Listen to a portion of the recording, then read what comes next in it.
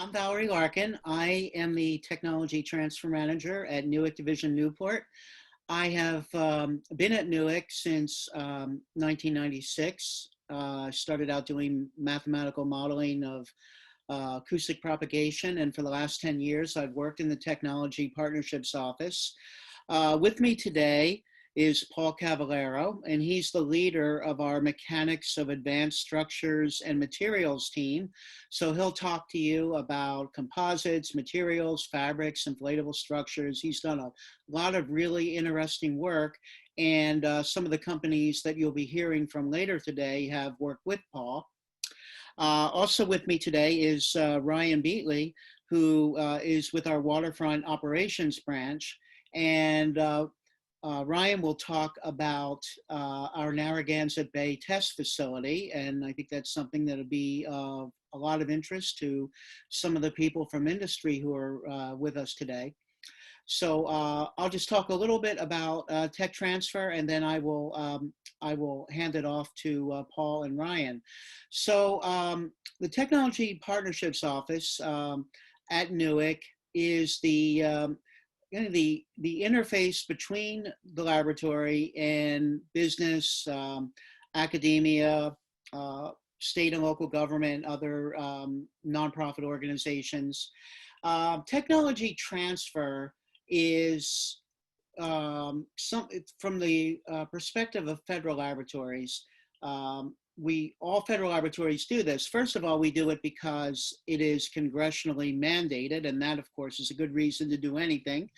But we do have this mission because the technologies that are developed at federal laboratories are paid for by the taxpayer, and therefore the taxpayers are entitled to get benefit from it.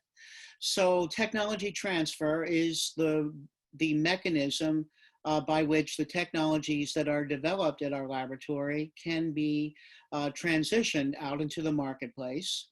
We do that in our office through a variety of mechanisms, such as cooperative research and development agreements that we do with companies, universities, other entities. We do education partnership agreements that allow us to work with universities to do outreach and to work with students and faculty. We do work for private parties, which allows companies to use our unique facilities and to benefit from the expertise of our scientists and engineers. And also from the Navy's perspective, technology transfer is actually part of a circle. Technology transfer is the process of getting our technology out into the world. The other half of that circle is technology transition, which is where technologies that are developed on the outside of the fence come back to the Navy. So for instance, to see how that would work, a small company might work with us under a cooperative research and development agreement to work together with our scientists or engineers and work on some kind of technology that they both have expertise and interest in, develop some kind of, they can take something from a concept to something that might be a workable prototype, and under a CRADA, any IP that is developed in the course of that project is shared equally between the government and between the company.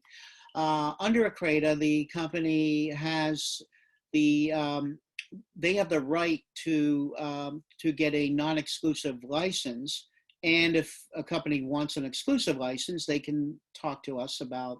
They can negotiate that with us. Under a license, they could take that jointly developed intellectual property and commercialize it and come out with a product that they can manufacture and sell, and eventually the government might be interested in contracting with the company to buy it from them. So that's how that circle works with technology transition. We've heard the term dual use mentioned several times today, and a lot of these projects that we work with companies and universities under CRADAs are dual use. NUWC is it's an undersea warfare laboratory. Obviously, it's not a medical research laboratory, but nevertheless, a number of our technologies have been applied for medical purposes. We've talked about COVID today. We have done or are in the process of doing several agreements. I can't talk about the ones that are still in process, but for instance, we under a CRADA, we are collaborating with, it's actually with Lifespan that we're collaborating with, but it's a researcher from Brown University, which combines additive manufacturing along with silicone molding to develop new prototypes for face masks. We also are, we've done some prototyping for ventilators. So we, along with, I think, most DoD laboratories, probably many federal laboratories right now are very much in this effort to contend with the COVID crisis. And I think Steve said earlier that people have this perception that dealing with the government is difficult. I don't know why people think that, but they do. Maybe it is because of those guards with the guns that greet you when you come to NUWC, but my job is to make it easier to work with the government. And I try to do that to the best of my ability. And our office works hand in hand with TechBridge. We work with a number of organizations such as Synedia and University of Rhode Island. We work with our partnership intermediary organizations to help us partner with companies that would like to do business with the government. And anyone who is interested in that is more than welcome to get in touch with me, and I will do my best to help you because I'm from the government. So that's what I'm here for, to help you. So now I'm going to turn it over to Paul, and he'll tell you about his work. And I'm sure that's going to be of a lot of interest. He's worked with a number of companies. He's done some really interesting work, both in design as well as test and evaluation. So you take it, Paul. Well, first of all, Valerie, I just wanted to say thank you for a great job. You explained the main focus of what I was trying to back up as well. I'm Paul Cavallaro. I've been at NUWC for probably about 22 years now, since 97-ish.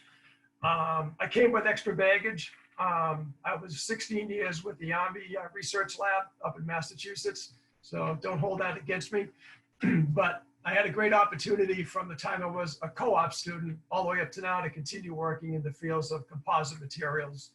And we spun off into textiles and soft structures. And it's been an exciting ride. And I just want to say the amount of innovation that those areas can absorb is almost infinite. So I encourage anybody who would like to reach out to us to contact myself and Valerie and just let us know, what your goals are. And I just want to make a quick point. There were a lot of acronyms talked about. Steve, you did a great job presenting some of the NUWC opportunities, the Navy opportunities, as did Whitney.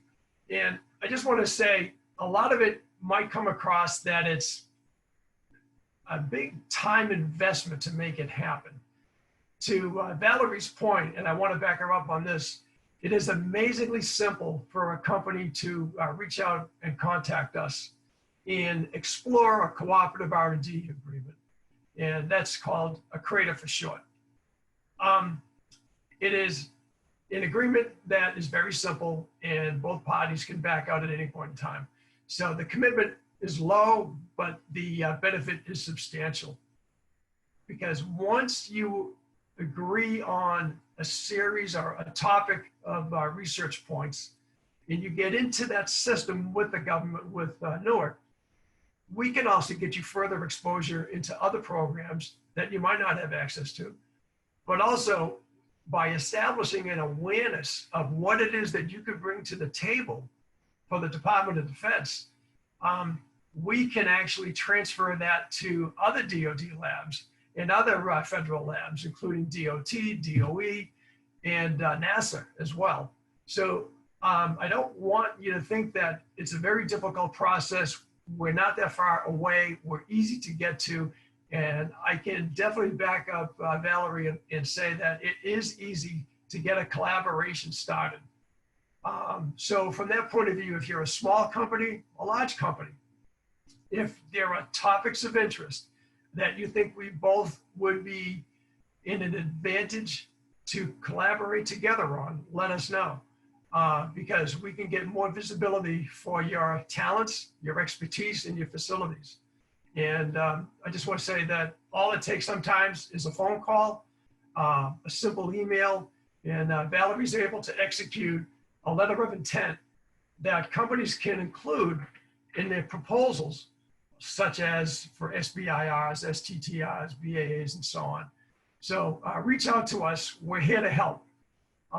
And by doing so, once we become familiar with what you do, what your capabilities are, and what your expertise is, there might be dual use where you take something that might not be considered for defense, that now all of a sudden is an important product that we should be going after, or an important capability that the Department of Defense should go after. So having a vision of how you can work with us early on allows you to get a head start in the business. So reach out to us.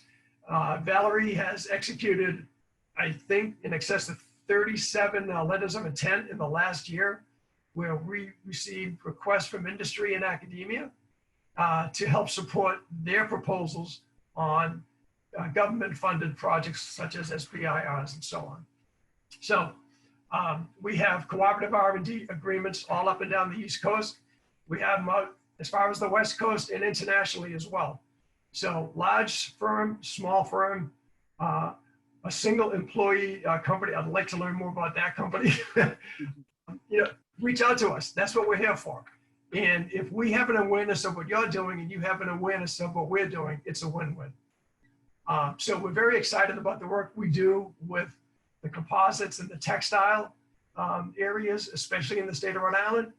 We know a lot of the companies, but like I said before, these materials provide significant capability that right now, maybe we don't have, but the vision forward, we do have. So I encourage everybody to reach out to us and just let us know. Thank you. Thank you, Paul. Valerie, real quick, I just want to interrupt and call out Erin Reed, who sent me a question for you. So I figured she should ask it if it's still valid. Uh-huh. It actually is even more valid. Paul, I was struck by when you said, if there's a topic of interest that we could be working around. And Valerie, you were talking about kind of the issues that there are out there. We've heard a lot about the COVID specific issues. What other issues, what other topic of interest do you wish that there were people banging on your door and saying, I got an idea. I'd like to talk to you. I'd like to collaborate. What topics of interest, what issues are there long-term that you wish we were hearing more about? Well, there are so many. So, at NUWC, I mean, we do everything related to undersea warfare and everything related to the submarine, except for the hull itself and the propulsion. So we do everything from sonars and sensors and torpedoes and autonomous underwater vehicles, and there's so many associated technologies. And what the Navy is always looking to do is to be able to make things faster, stronger, lighter, cheaper. So for example, you take an autonomous underwater vehicle, which is a big area for us. We want them to be able to stay out on station longer. Part of that is making them lighter, more advanced materials and composites. But that also involves more efficient energy production. So we're batteries and fuel cells. We're concerned with composites, with corrosion, materials, coatings. So really anything that has to do with our technological focus areas, and there's so many of them, we are always looking for ideas. We're looking for people that from the outside that have the expertise or the experience that we don't have. So I know that's a very generic answer to your question, but it's really hard for me to say, you know, one or two things that we're really looking for in particular. There's so many. No, that's great, Valerie. So faster, stronger, lighter, and longer lasting, huh? Yes, yeah. That if you can come up with something on that, they should be calling you and Paul. Right. Yes. Thank you very much. Okay. I'd like to introduce Ryan now, and he's going to tell you about our Narragansett Bay Test Facility. Hey, good afternoon, everybody. I'm Ryan Beatley. I work for the engineering or the Ranges Engineering Analysis Group at NUWC, at the Waterfront Operations Group, and the Narragansett Bay Test Facility. So I'm not sure who or if anybody's familiar with it. It has been the home of the Advanced Naval Technology exercise for several years now. So if anybody has been there to either participate or view any of the technologies from the industry partners like we're talking about, then you kind of have an idea of what the NBTF or Narragansett Bay Test Facility is. And I'll also briefly go over, we have two other test facilities that are not local to Rhode Island. There's one is Dodge Pond, which is that's in Connecticut. And then there's also Seneca Lake signature measurement platform, which we have in Geneva, upstate New York, on one of the large lakes that's up there, one of the Finger Lakes. So at the Narragansett Bay Test Facility, so we talked about all the technologies and everything, you know, what NUWC's looking for.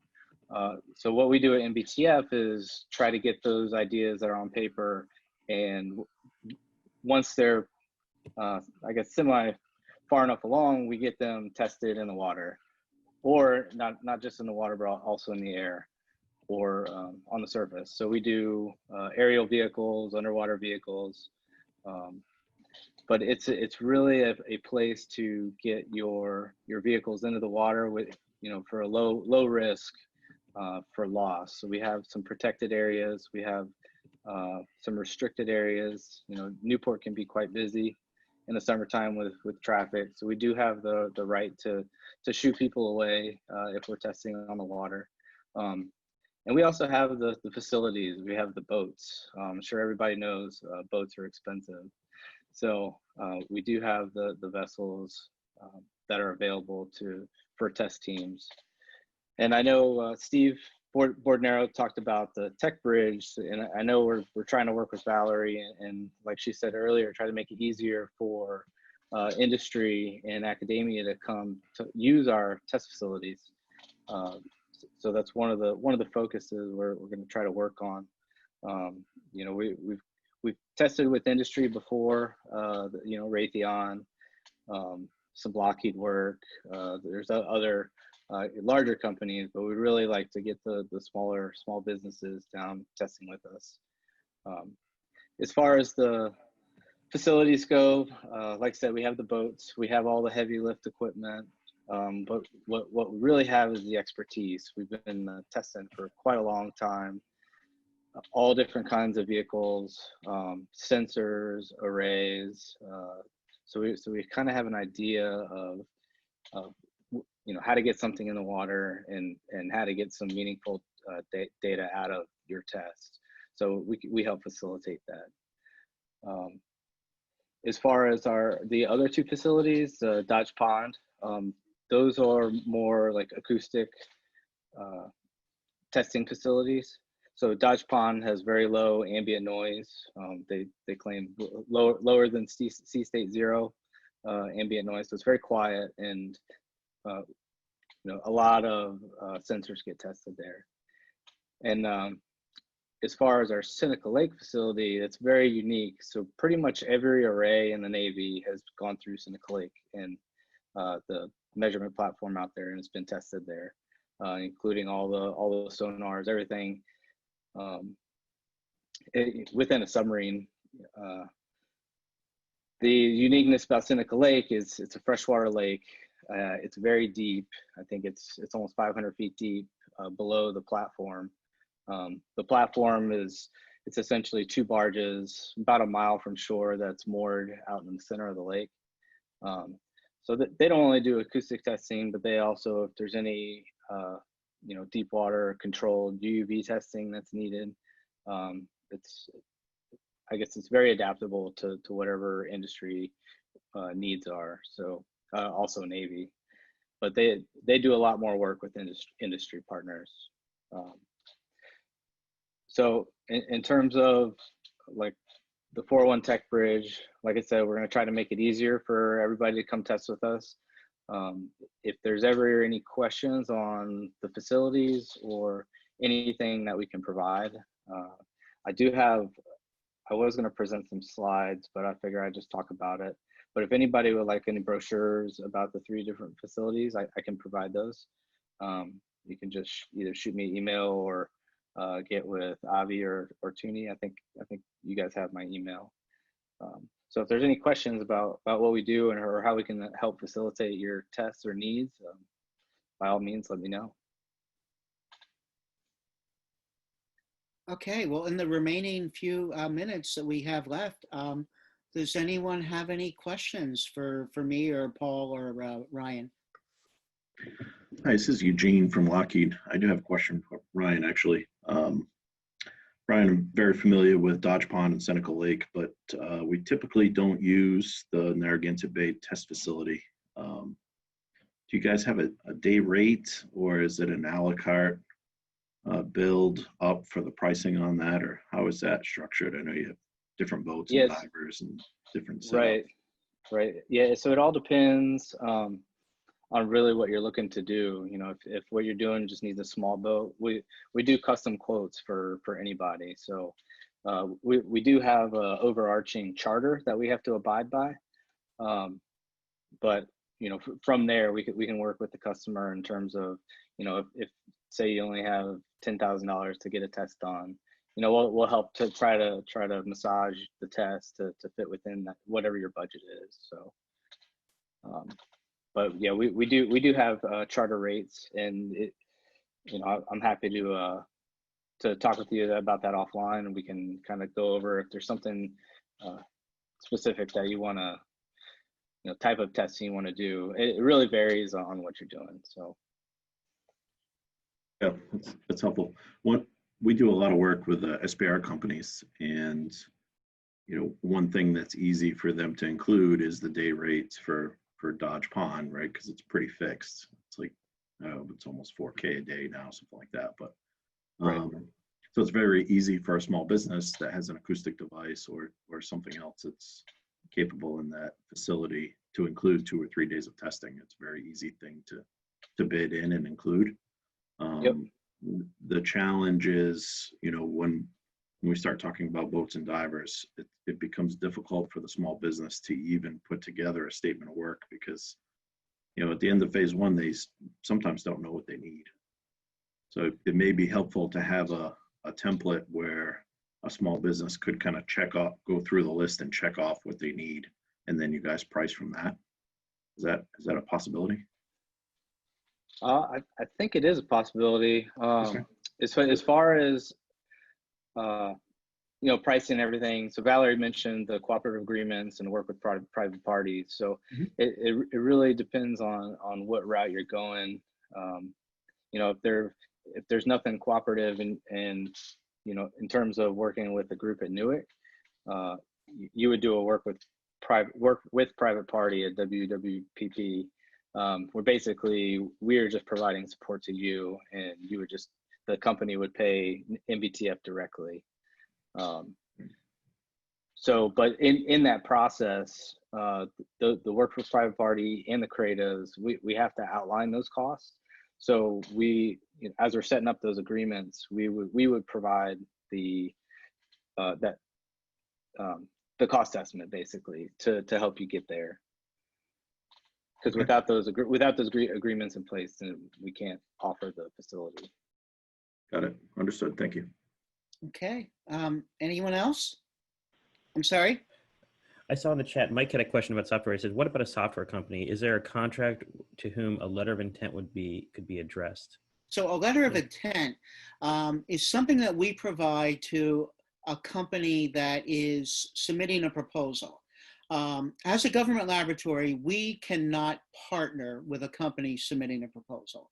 So let's say you're a software company and there's you want to submit a proposal to an SBIR topic or to an ONR broad agency announcement or some kind of a government request for proposals, and you're submitting a proposal and you believe it would give your proposal more strength if you showed that NUWC would be a partner with you.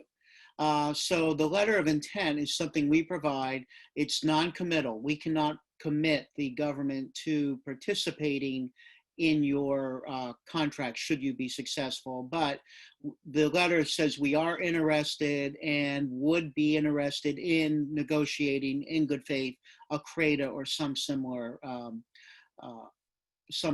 agreement. So that's the purpose of an LOI, to support a company in the submission of their proposal. Wonderful, thank you. And thanks to everyone who spoke. Awesome, NUWC's really leading the way.